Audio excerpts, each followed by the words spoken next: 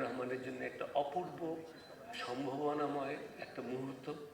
শুধু যে উনি নতুন নেতৃত্ব দেবেন তা না, স্বাভাবিক যদি ক্ষমতায় পরিবর্তন হতো তাহলেও একটা নতুন নেতৃত্বের কাছে যে আসে, যে চ্যালেঞ্জ আসে, এখনের চ্যালেঞ্জটা আরো গভীর।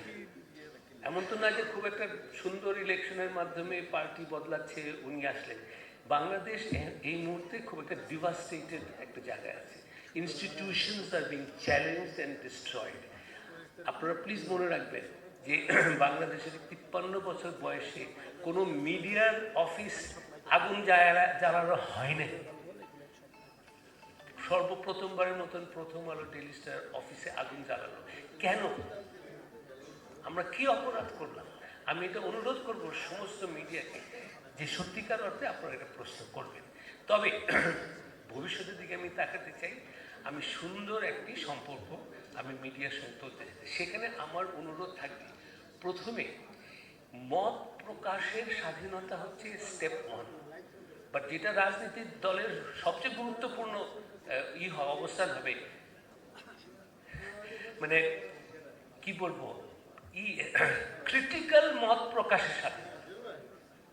মত প্রকাশের স্বাধীনতা আছে, কিন্তু আপনার আমি সমালোচনা করব সেইটার স্বাধীনতা। এখন সালাউদ্দিন ভাই, you are very friendly to the media because you are out of power. আপনি ক্ষমতায় গেলে আপনি কেমন হবেন সেটা আমরা যখন দেখব যে আপনি একই রকম উদার, একই রকম ভাবে আপনি গ্রহণ করছেন সমালোচনা। আমাদের এই 53 বছরের রাজনীতিতে বড় বড় অভিজ্ঞতা হলো যে কোনো সরকার কোনো দিন তারা ক্রিটিক্যাল জার্নালিজম অ্যাকসেপ্ট করে নাই। আমি আশা করব নতুন বাংলাদেশে এই ক্রিটিক্যাল আপনারা নেবেন, এবং সেখানে আমি বলবো যে critical journalism is not only for freedom of journalism, it is a chance for good governance. আপনি স্বাধীন সাংবাদিকতাকে আপনি করবেন, নার্চার করবেন, অবশ্যই আমাদের তাতে ইন্টারেস্ট, কিন্তু you must be conscious that আমি যদি সত্য কথা শুনতে না চাই, I will make mistakes, I will repeat those mistakes because I have never taken critical journalism seriously. So আমার অনুরোধ থাকবে যে নতুন যে বাংলাদেশ আমরা চাচ্ছি, আমরা তারেক রহমানের নেতৃত্বে যেটা ভবিষ্যৎ দেখছি, সেখানে যেন ক্রিটিক্যাল জার্নালিজম, ইন্ডিপেন্ডেন্ট মিডিয়া, হ্যাঁ আমি এটাও বলবো, আমরা যে ভুল করি না তা না, আমরা ভুল করতে পারি। তখন আপনি কি করবেন?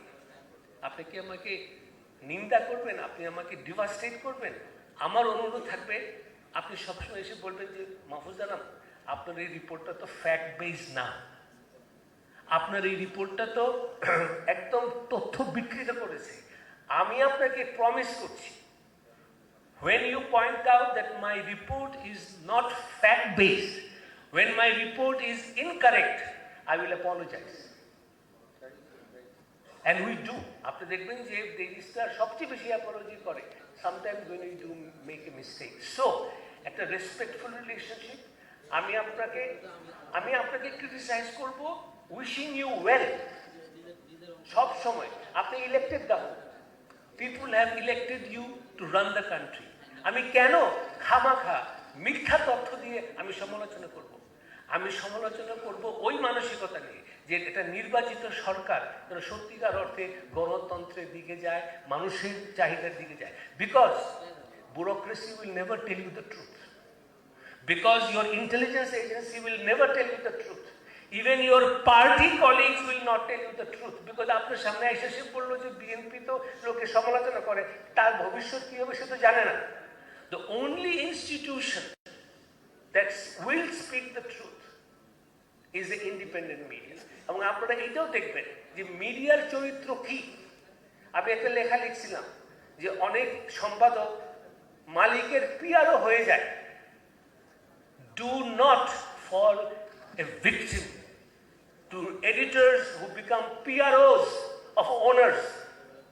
আপনাদের পার্টি থেকে একটা ইন্ডিপেন্ডেন্ট সার্ভে করেন, কোন সংবাদপত্র, কোন টিভি ইন্ডিপেন্ডেন্টলি করে, এথিক্যালি করে। ethics, ethics, ethics. That is the future of journalism. আপনার যেমন গুড গভর্নেন্স দরকার, আমার এথিক্যাল জার্নালিজম দরকার। অনেক ধন্যবাদ।